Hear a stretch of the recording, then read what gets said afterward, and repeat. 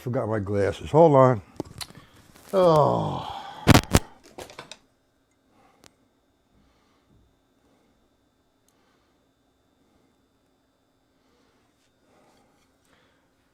I was off. I had the system off there, Stacy.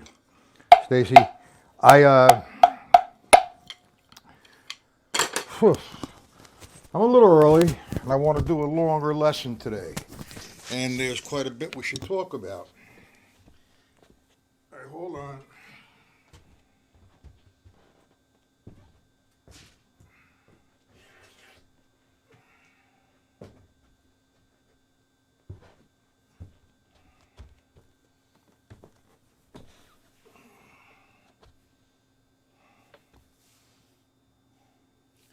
How you doing, Stacy?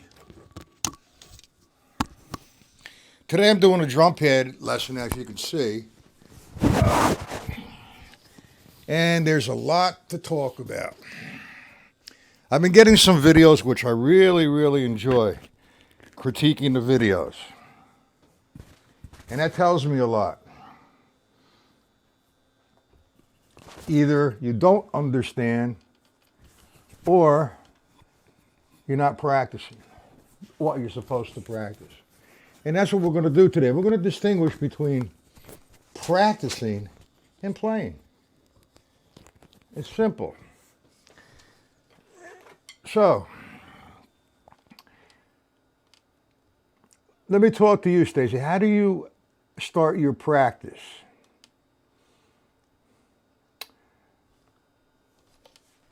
And we're going to talk about using a metronome as well. And a timer. Okay. Let me put this guy here. All these wires get all tangled up.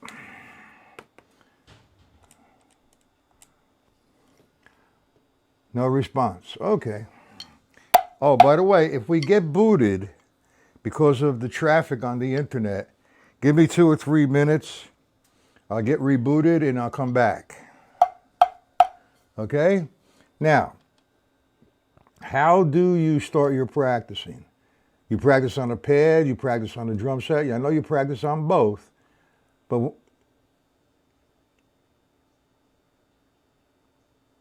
you've been using a book. What book have you been using, Stacy? First of all, when I start practicing the day, I like to loosen up. Okay, so what I do, all right, is I do some full strokes. Now the full strokes, it's like if you're in athletics, you know, doing mixed martial arts and you're going to do a workout with the sensei, you kind of do some stretching exercises. That's to loosen up your body so you don't get hurt. Well, just about the same thing happens when you put a pair of drumsticks in your hands to practice. You need to loosen up. So how do I loosen up?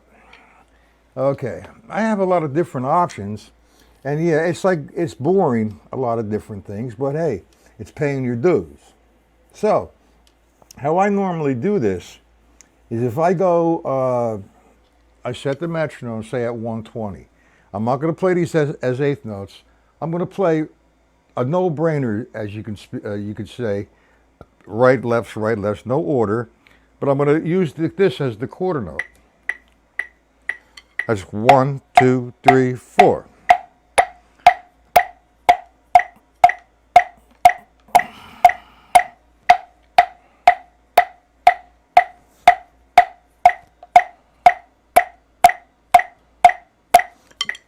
What's that? How you doing, Mr. Mante? Well, that's a good book, Capasoli. I have his books. But, you know, if that's what you want to loosen up with, that's fine. But we're talking the difference between actually playing and practicing. Hi, Robert. Okay, so you got to practice. Then you can play. No shortcuts. And all these wannabe people out there on the internet. She had to play paradiddles faster in 10 easy days, or 10 days. It's all nonsense. You got to pay your dues. There's no shortcuts. Okay, I have a little timer here, and you can get one. It's you get it at your local hardware store, Ace Hardware, Home Depot, Lowe's, or whatever. It's very inexpensive, under $10. I have 2 or 3 of these around here, and this has lasted me so far about 10 years. Luciano, hey, hello, how are you? Okay, so I have this timer, and what I do with the warm-up is, let me lower it a little bit. I'm going to do a different warm-up, okay? Let me leave it at 140. Now, I turn the timer on for, say, 3 minutes, okay? And I usually set the timer for 3 minutes and 5 seconds. That gives me 5 seconds to get ready for what I'm going to do until the timer goes off. So what I'm going to do, and you're going to accomplish a few different things while you're doing this. You're going to do a counting system of eighth notes. You're going to count a 4-measure increment. You're using a metronome, and you're using, say, quarter strokes or half strokes. That's a lot of things to do in one shot. And you need to tweak all of that. You need to get it better. So if I go 1, 2, 3, 4, 2, 3, 4, left hand. 1, 2, 3, 4, 2, 3, 4, right hand. 2, 2, 3, 3, 2, 3, 4, left hand. 1, 2, 3, 2, 3, 4.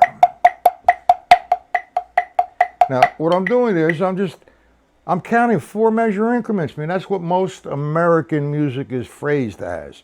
Either increments of 4, 8, 12, or 16. Okay, and now you're taking 4 measures and you know your place. You know where 1 is, you know where 2, 3, 4 is. Okay, and you're doing it. The count would be 1 and 2 and 3 and 4 and 2 and 2 and 3 and 4 and 3 and 2 and 3 and 4 and 4 and 2 and 3 and 4 and. Now, that's practicing. I'm loosening up. You know, it's very difficult to practice, and I will tell you why. You know, if you see, I'm sitting in front of my drums right now. Behind me, there's a beautiful set of DWs saying, "Yo, Matt, come on, play me, come on." Well, yeah, I can go back there and play, but I accomplished something. I played. I had a good time, and that's why I play the drums, to have a good time. But also, I don't want to hurt myself in the interim. And there's the separation of practicing and playing. I'll go back there on the drum set and just blow out something. I don't know what I want to do. Whatever my drums wants to talk to me about, I'll do. Okay? But when I'm sitting here to practice, I have something I want to accomplish. Now, I just did eighth note vamps, 4-measure increments. But you notice something? I'm not tight. No problem, I'm not tight. I'm just very loose, just tight enough so I have absolute control of that stick. That's all I'm doing. I'm loosening up. It's coming from my wrist. My arm is there, but you know, I don't want to use the arm. It's just a different motion. I don't need to. It's just my wrist. And I'll do the same thing with my left hand. Nice and relaxed.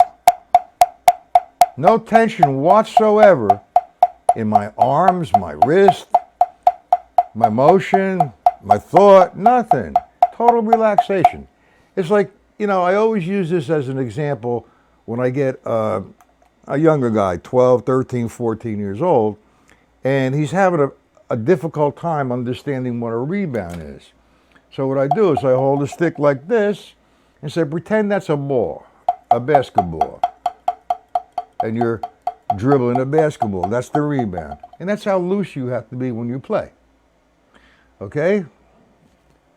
So, what I do is actually, I keep professing, the slower you practice, the better off you are, the more control you will obtain. With the more control you obtain, the faster you will be able to play. Luciano, where are you from, Luciano?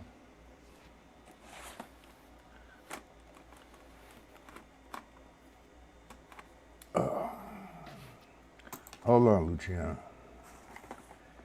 Ay, get a boonga. All right, I'm going to put my email here for you, Luciano.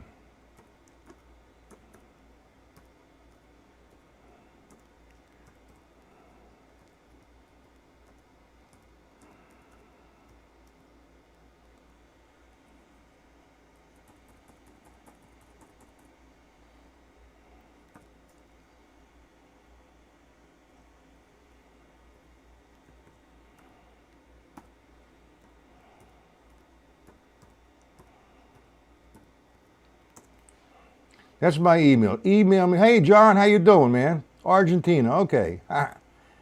Glad to see you come back today, man. That's great. I'm on a drum pad today, and, you know, I've been getting videos, which is good. That's what I requested, videos from all the students, most of them anyway. And I see a lot of things I want to address. And what I see, just your drum pad and your sticks. All right, and if you want, you get out of the stick control book. I mean the formula book. I think it's formula number 18. How you doing, old dog? Okay. So what I'm trying to do here is explain the difference between practicing and playing. And trust me, it's difficult. That's really difficult to separate the both.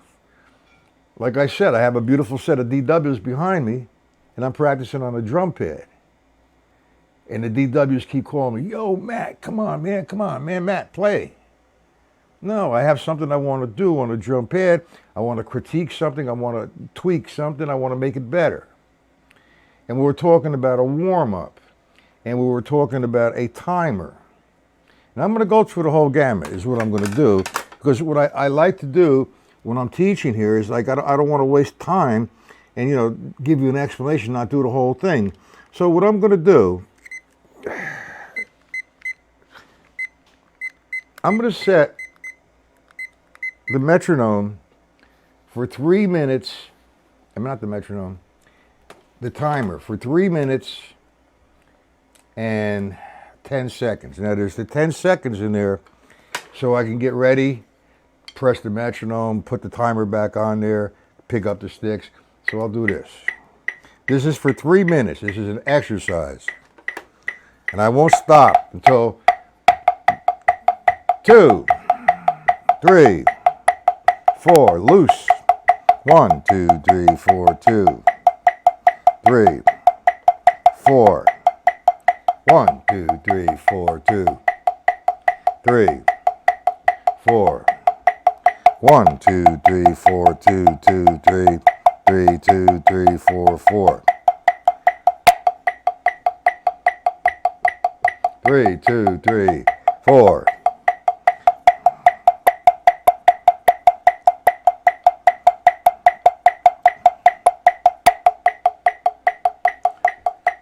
Three, 4.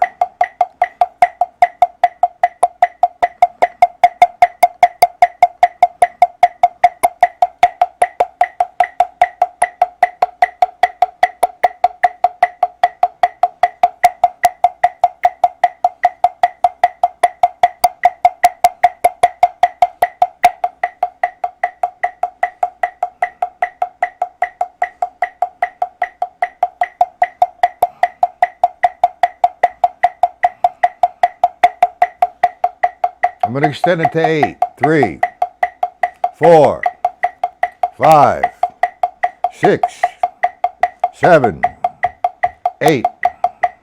1, 2, 3, 4, 5, 6, 2, 3, 7, 8. All right, hold on. That's a minute and a half. See, when I do something like that for everybody, I feel like I'm wasting time here. Okay, so now, that's, you know, I'm using the pad, I'm loosening up. I could do that on the drum, on a snare drum. Okay, but no. Yeah, well, it's not really the stone killer, Robert. See, we're going to talk about the stone killer in a second. I just, take an increment of 4 measures.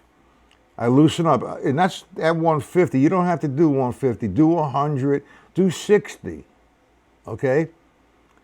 All right, now the stone killer in Morello's book was more or less sort of,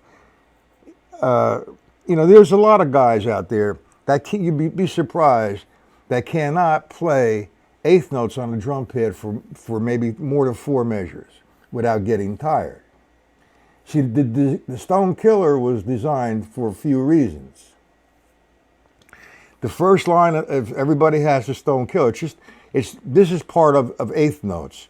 Instead of doing 1 and 2 and 3 and 4 and for 4 measures, he breaks it up like this: 1 and 2 and 3. I'm sorry, 1 and 2 and 3 in a grouping of 4. So you get used to that. You loosen up. Then you go to the second line, and he extends it. I think that's 6/4. 1 and 2 and 3 and 1 and 2 and 3 and, until you get to the eighth note itself, the 4 beats. That's what the inspiration was there.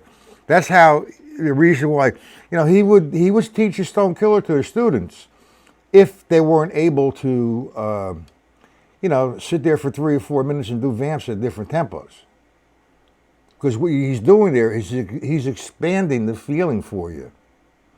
That's for the people who don't understand. But anyway, that's one of the ways I loosen up. Not usually, but today I am. For everybody here, everybody's at a different level. And man, it is so important.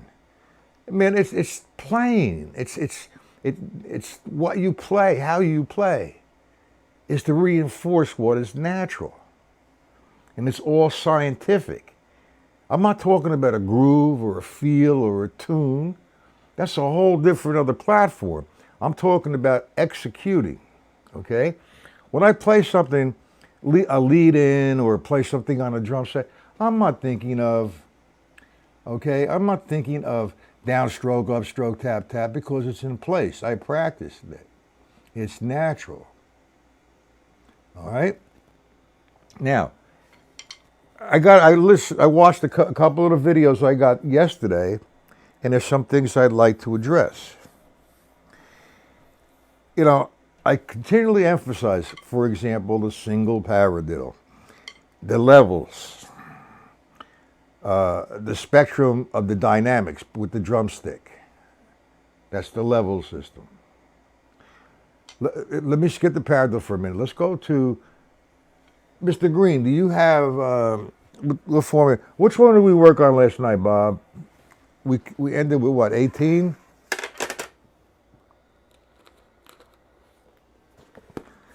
The stick control book formula 18 or 38 was it?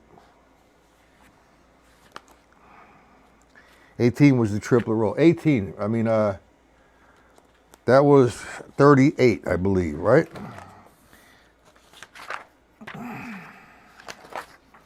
Okay. Mr. Green, number 38. Well, 18 was the triplet roll.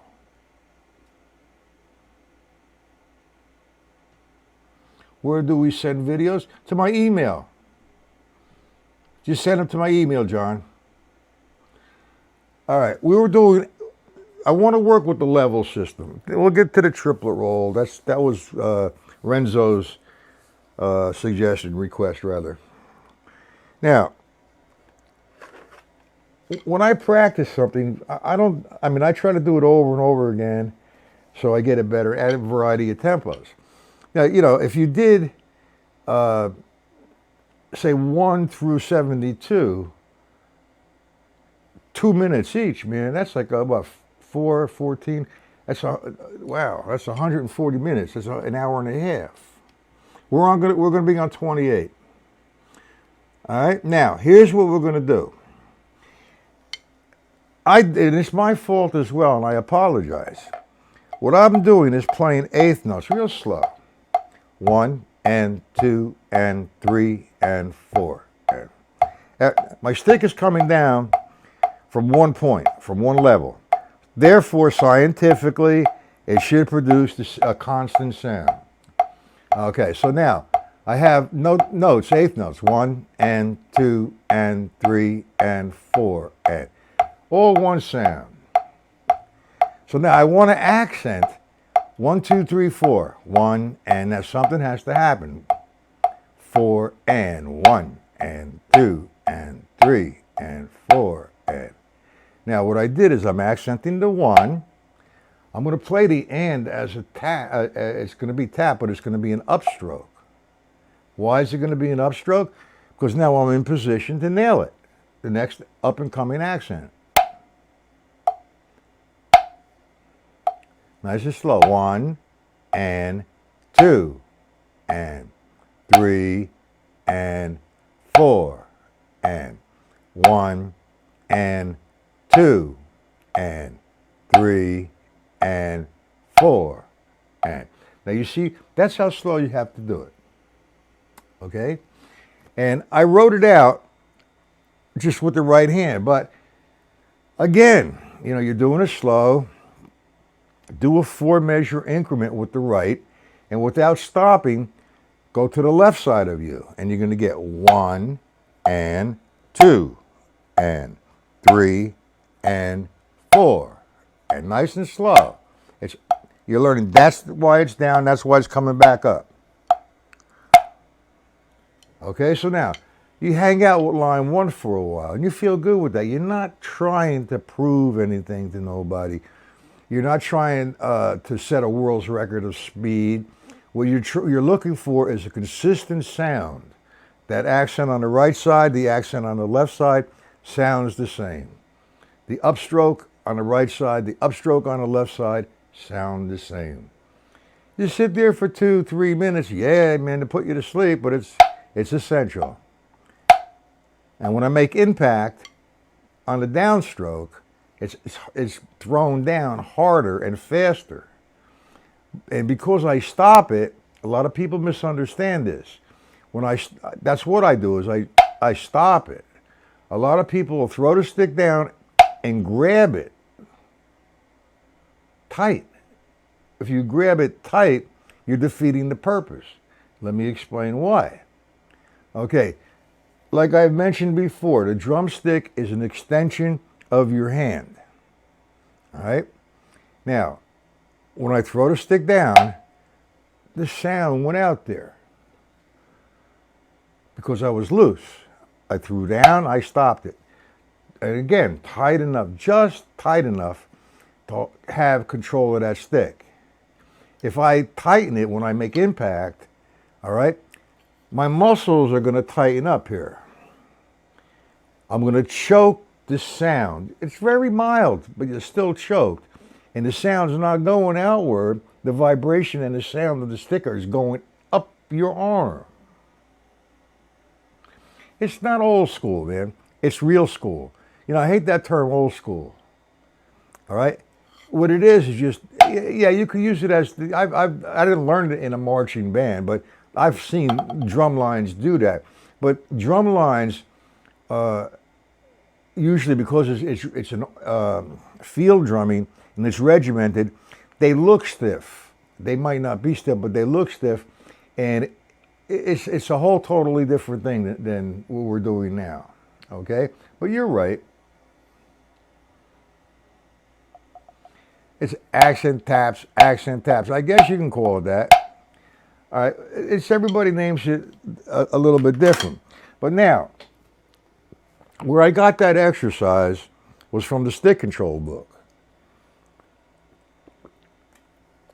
I remember the first time I mentioned that to somebody, and I didn't explain where it was coming from. The next week they come on their lesson, they say, I can't find that in the stick control book. Yeah. Well, it's not directly in the stick control book. It's there, and I'm going to make it become there. Okay, so if you look at the first line, it's written 1 and 2 and 3 and 4 and. I eliminate the lefts, so that gives me for line 1 and 2 and 3 and 4 and 1 and 2 and 3, and 4. And so I'm not going to play that, but that's going to be my reference. So I'm going to play on the bottom of that eighth notes like I was doing. 1 and 2 and 4. And nice and easy, nice and relaxed. So I reference off the line. And I'm going to reference all the rights. The rights fall on the counts of 1, 2, 3, 4. So that's where my accents are going to be. 3 and 4 and 1, 2, 3, 4. Down, up, down, up. The signs that come up is to get in position to nail an accent. Okay, you understand that. Any questions on that interpretation? Because now we go to line 2, and the right shifts over. Instead of the downbeats, it's on the upbeats, on the and. This is maintained. And the slower you do it, and the consistent sound you do, the stronger you're going to become, and eventually the faster you're going to be able to play it. Now this time, I have an accent on the and. So on the first stroke, it has to be an upstroke. 1 and 2 and 3 and 4 and 1, all from the wrist. Now, when I'm taking it from the wrist, all my arm is very, very relaxed. If it was stiff, you could hear the difference in sound. Okay? So that's the second one. 1 and 2 and. You're stopping it. You're not grabbing it and squeezing it. So now you have an exercise for upstrokes and downstrokes. We go to line 3, and what's this?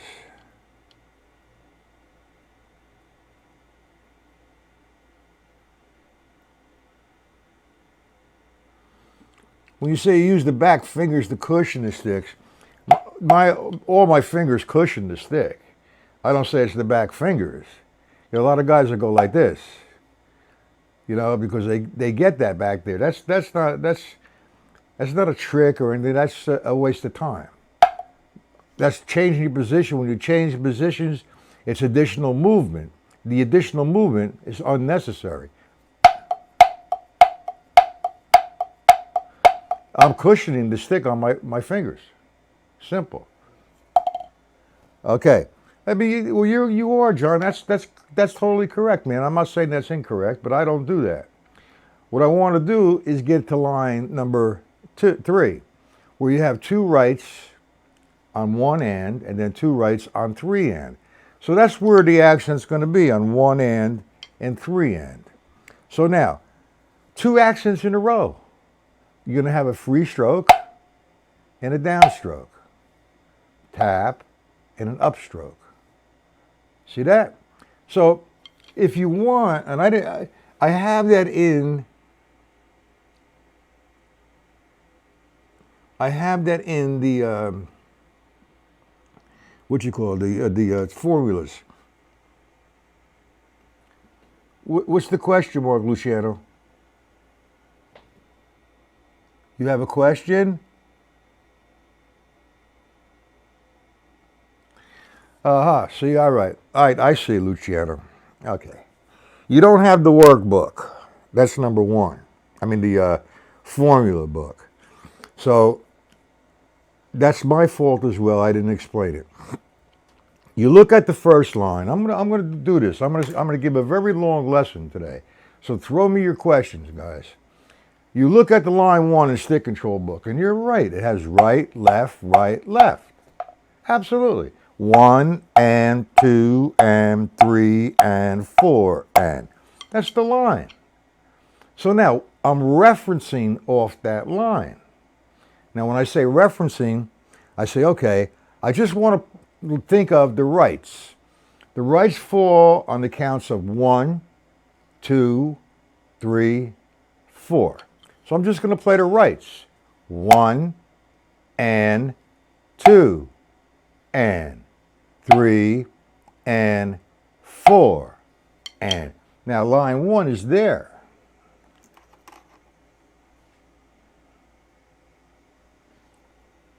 You understand it? That's what I'm doing. I mean, I have maybe the formulas. I only put 45 in there, but I have about 1,045 to do. I don't want to overwhelm. You should get the PDFs there, Luciano. Email me. You got to pay for them. You know, get the PDFs. It's 188 pages. You understand what I'm talking about? I want to go to line. Everybody else understands what I'm talking about with line 1 and line 2? Line 3. 2 rights in a row. 1 and then 3 and. Remember, we're playing this over and over again. And I want 1 and 3 and accented. 1 and 2 and 3 and 4 and. You understand why there's a free stroke?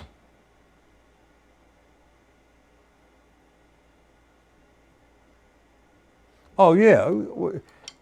Here. I'm sorry. I didn't mention that. I'm just doing it to the right side, but you could do it to the left side as well.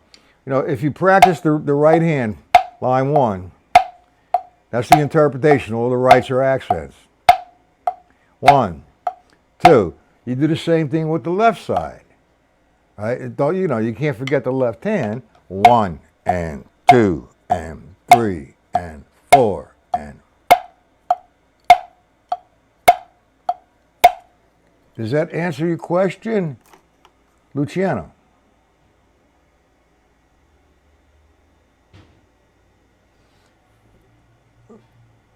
Why is it retracted? But that's how you do. You know, I'm demonstrating it with the right hand accents, but you do it with the left hand accents as well. I normally do line 1, once I have the exercise down, a 4-measure increment. And then without stopping, I continue in the same tempo. I'll do the left side for 4 measures. And back and forth, the right side for 4 measures, the left side for 4 measures. That's, you know, working it, man. You know, you're working the level system, you're working, or AKA the control strokes, okay? And it looks like I'm a robot, man, but I'm totally relaxed. No tension whatsoever. I allow the stick to make the sound. I tell the stick with my hand, yo, you're going to do this. And it does, because I control the stick. That's what it's called, stick control. Ding, gadong, gadong, bop. Okay, line 3 again, let me explain it. The first right is a free stroke. Why is it a free stroke? Because now I'm still in position to nail the up and coming next accent. So I'm going to nail the accent, but it's going to be a downstroke. Why is it going to be a downstroke? Because 2 is going to be a tap. And then 2, an and of 2 has to be an upstroke. Now I'm in position to repeat it all over and over again.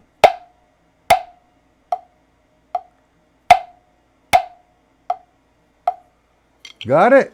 You understand it, Luciano? Email me, Luciano, okay? After the lesson. Does everybody understand this so far? Because I got a couple of videos last night with the single paradiddle being done like this.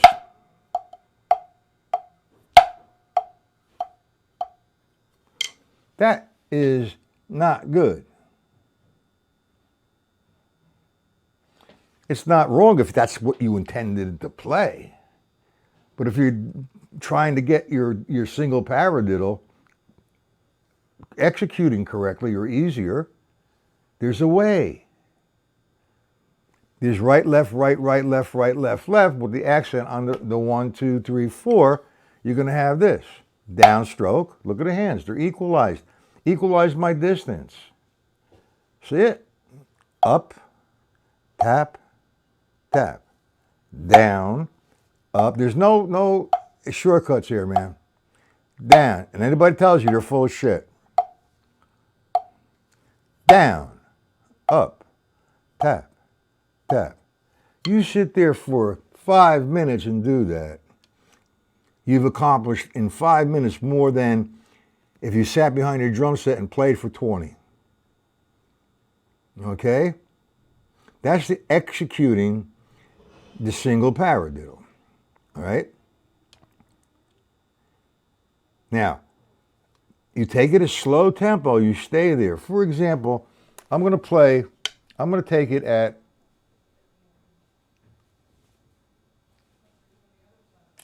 60. However, I'm not going to make it an eighth note. I'm going to make the pulse the quarter note. Do this for a minute. Equalizing the sound.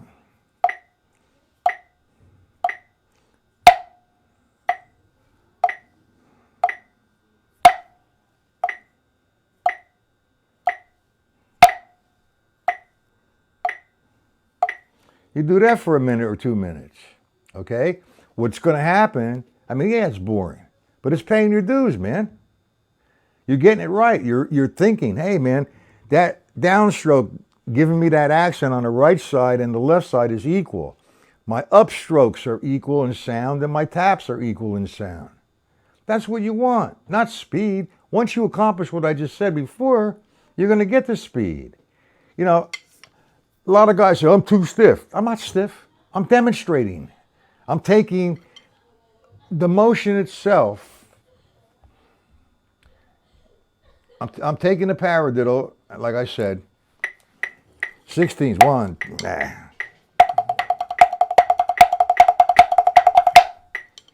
What I just did there, I played it at 1/6, a little weak with my left hand today, but that's okay. I played the 16th. I'm in 16th note formation. Whether I'm playing that or I'm playing this, that motion is there. You're strengthening that motion.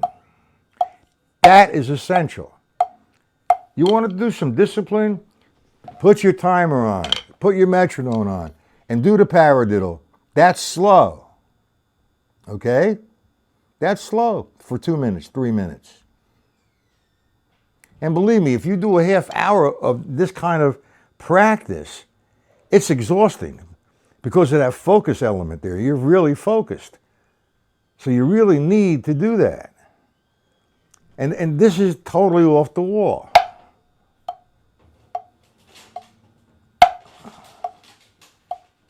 I don't know who teaches paradiddles like that because that's not what's occurring. Yes, the right, left, right, right, left, right, left, left is there. And yes, the accent is there. But it's a slow motion thing there. Your speed stroke when you're doing the paradiddle is upstroke. Because now I'm in position already to attack the up and coming beginning of the next paradiddle accent. I'm up, ready. So the upstroke is in reality your speed stroke. Now, I've given in the past another interpretation of the stick control book, whereas R equals right, left, right, right. L equals left, right, left, left, and you're accenting the first stroke of that paradiddle. So I refer to right, left, right, right as a right-hand paradiddle. Left, right, left, left, okay, as a left-hand paradiddle. So with that interpretation, if I took line 1 of stick control book, the sequence right, left, it'd be alternating paradiddles.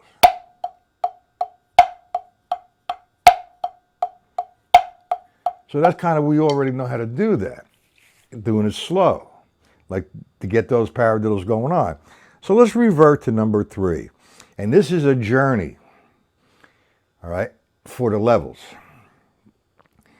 You want to go at 120 doing something like this, or 140, which is fast, doing it this way.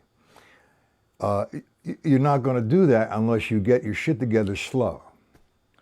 So if I said 2 rights in a row, the norm for alternating paradiddle will be right, left, right, right, left, right, left, left. Down, up, tap, tap, down, up, tap, tap.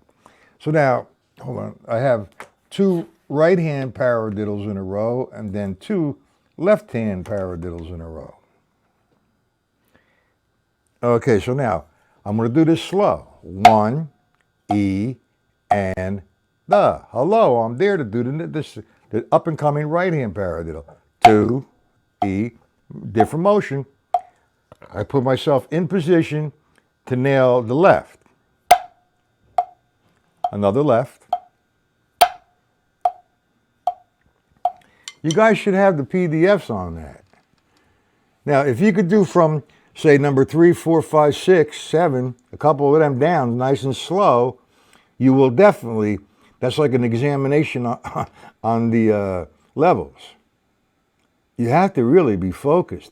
Like, say, line 3, I just would hang out with line 3.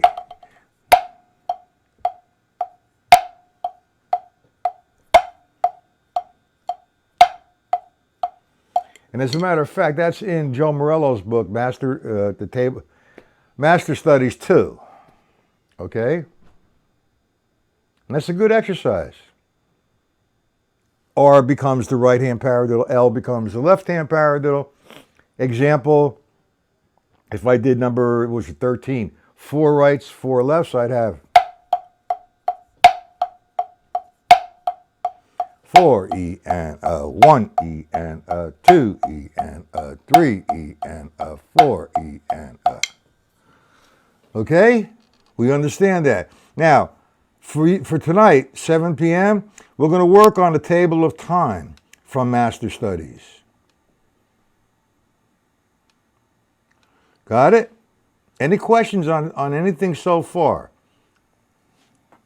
Stacy, you still there? John, Robert, old dog.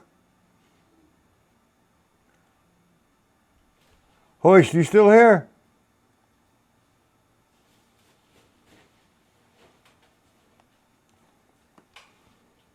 Come on, guys, get into the chat. Now, another thing too, and you did mention this, I should have stayed there with the vamps. We were doing the 8th note vamp. Remember that, Robert? You just mentioned we're playing this, and we did down, up, down, up. Well, that's not a vamp. But with the accents on the vamp, it'd be 1 and 2 and 3 and 4 and on the 1 and 3. Or in the end of 2 and the end of 4. 1 and 2 and 3 and 4 and. You sure? No questions? Stacy, you gonna send me I forgot, did you say something? Of course, I don't know. Everybody's so quiet. No questions. Give me some noise, guys. You know, it's kind of hard looking at myself. Andres. First time here, Andres? The lesson's at 1 o'clock, my man. And I'm just about finished. 1 o'clock Eastern Standard Time. I am doing an additional lesson tonight at 7 p.m. Eastern Standard Time. But it sounds like you're from either Italy, Spain, or Portugal, or South America.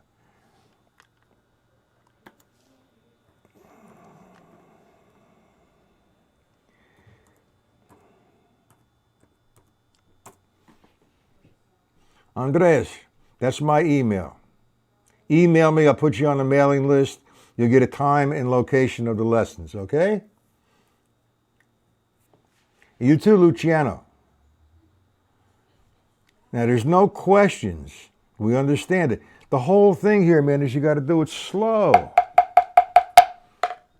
No tension whatsoever. We all need to do that.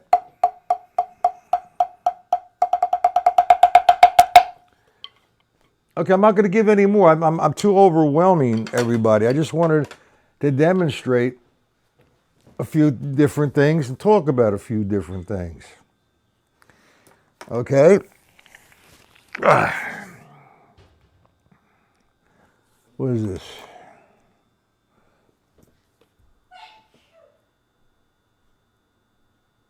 Okay. Well, at 7 p.m., is that hard for you to get on there? I mean, you know, I have all these different time zones going on. You know, Eastern time, the Central time, the Mountain time, the California time, European time, all that good stuff. But man, come on, as much as you possibly can. The line 6, last right is, what page are you on line 6? Robert?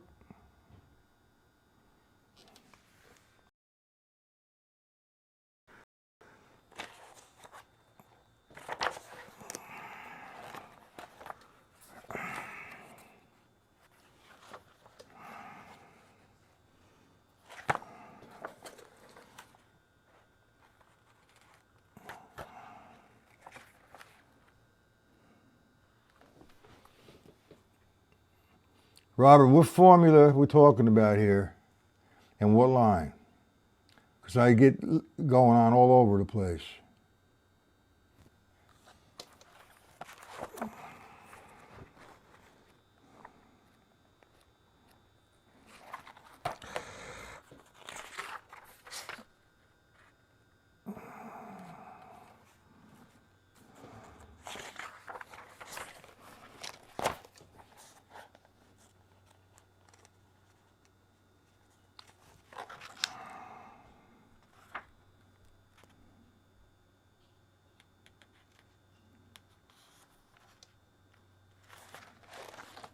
All right. Yeah, I did talk about squeezing the drumstick.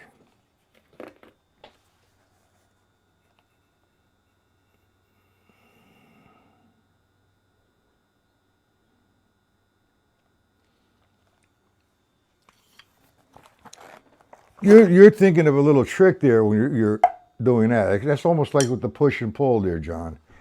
Let me tell you something. I studied with a guy many, many moons ago, before I went to Joe Morello. Okay?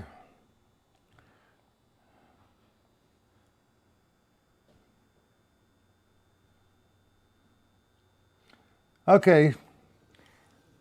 You know, we talk about squeezing the stick and using the fingers and all that shit.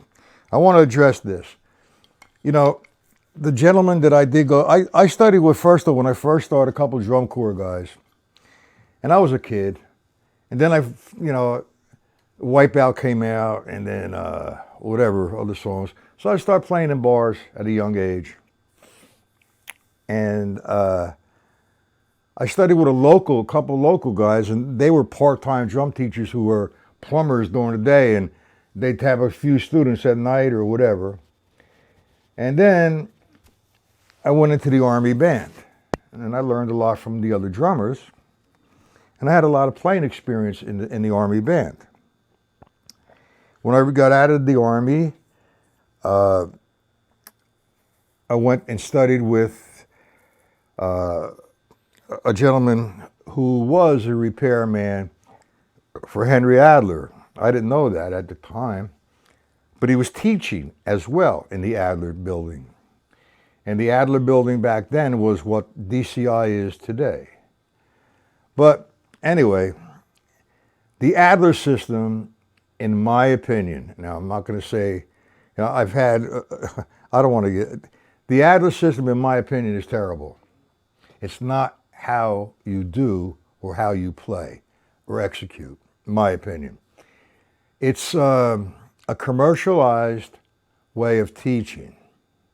So you go to Henry Adler for a lesson, and he takes you through the Buddy Rich book, whatever reading books it might be, Baringa Banga, and then he'll keep you there stiff. And when I say stiff, I mean stiff. And squeezing the sticks. Totally off the wall. But that was commercial. And it's called a seesaw method. And on impact, you grab the drumsticks. All right? If I was making an accent, I'm going, for example, 3-stroke rough. 1, 2, 3, 4. He would teach you like this. 1, 2, squeeze. And tighten up that muscle, which was totally off the wall. And first off, you don't squeeze the drumstick like I told you. See, now I'm trying to make a differentiation here between field drumming and sitting at his drum set and play. It's two different worlds, two different languages. There's so many great field drummers or drum corps drummers. The only thing I don't like about drum corps drummers is sometimes their attitude, okay, is, I'll get to that in a second, is the competitive attitude. That has to go. But there are some great ones. What was that, line 6? No, line 6, number 38? Let me get to that a second. I'll explain line 6, number 38.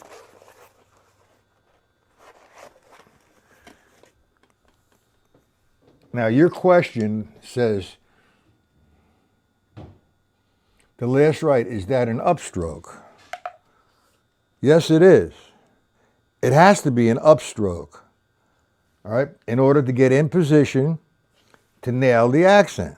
If I did line 6 real slow, I'm going to demonstrate it right now.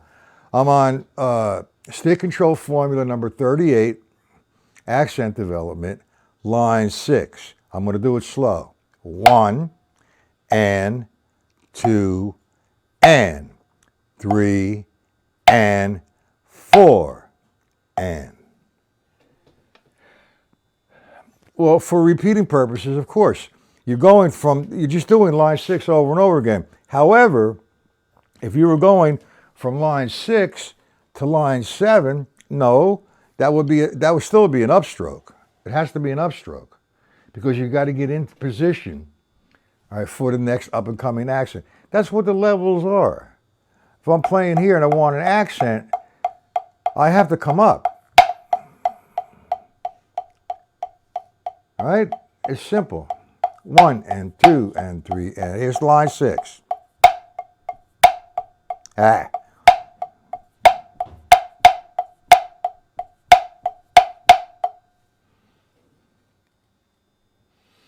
It's not only for repeating purposes that I don't think of it as repeating purposes. But yes, you're repeating the line, and yes, after that last stroke, the up and coming right is an accent. So you need to put yourself in position for that. You sure, Robert? Thanks for the question. Robert, do you have a camera?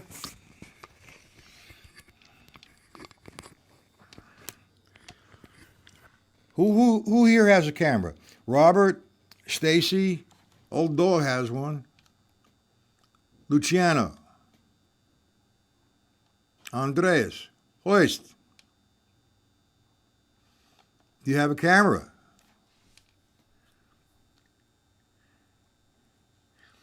Why don't we, if all the people I mentioned have a camera, okay, send me a video. That's perfect. Not on the drum set, but on the drum pad, demonstrating real slow, say at 60, in quarter notes, the paradiddle. Downstroke, upstroke, tap, and keep it there. Down, up, tap, tap. Down, up, tap, tap. So why don't we do that, guys? Send me the videos, and we'll take it from there.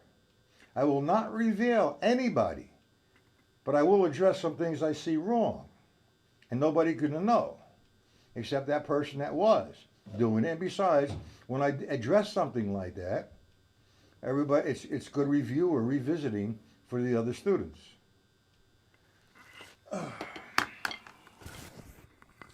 Anyway, if you visit my site, mattpatellalivelessons.com, I opened it up this morning, and in the product section, there are a few pictures of additional books that were not there, and I think they're from Hudson Music.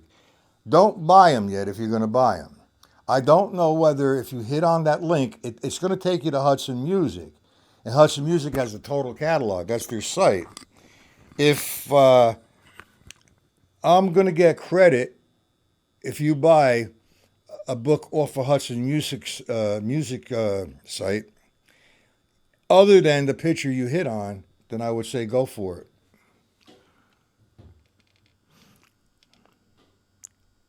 So whoever can send me a video, I would sincerely appreciate it. Luciano, Hoist, when you get your tripod, Robert, Stacy, Andreas. Okay, guys, don't forget now. Email me. I'll add you to my mailing list. I'm not going to stay on here much longer. I will be back tonight at 7 p.m. Drum pad lesson again. And what I wanted to say before, I got sidetracked. You know, doing lessons 1 p.m. Monday, Tuesday, Wednesday, Thursday, and also 7 p.m. Monday, Tuesday, Wednesday, and Thursday, I enjoy it. I love it. But sometimes I just keep I keep doing new things, and it doesn't give you an opportunity to really absorb or really understand what I'm doing the lesson before.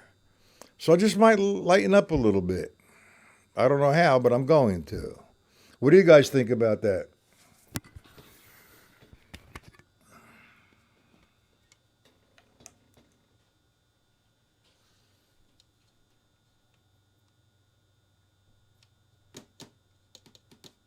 And whoever